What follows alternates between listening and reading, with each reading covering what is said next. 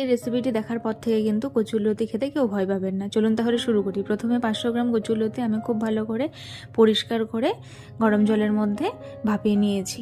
এরপরে আমি মশলার জন্য নিয়েছি এখানে জিরে, ধনে, কাঁচা লঙ্কা, এটা পেস্ট করে নেব। নিয়েছি 150 গ্রাম চিংড়ি মাছ, নিয়ে নিচ্ছি বেশ খানিকটা পেঁয়াজ কুচি, সাথে 2টো টক আমরা, আর ফোড়নের জন্য নিয়েছি এখানে কালো জিরে। অবশ্যই কচুরলতিতে কালো জিরেই ব্যবহার করবেন, তাহলে কিন্তু স্বাদটা অনেক বেশি বেড়ে যায়। তো প্রথমে আমি মাছগুলোকেও ভেজে নেব। মাছ ভেজে নেওয়ার পরে এখানে মশলা কষিয়ে নিচ্ছি। আমি মশলা কষিয়ে নিচ্ছি, সাথে আমড়াগুলোকেও দিয়ে দিয়েছি। এবার একটুখানি চিনি দিয়ে দিলাম স্বাদের জন্য। এইভাবে রান্না করবেন, আমি কথা দিচ্ছি একদম মুখ ধরবে না, ভয় পাওয়ার কোনো কারণ নেই। তো চ্যানেলটিকে অবশ্যই সাবস্ক্রাইব করবেন ভিডিওগুলি ভালো লাগলে।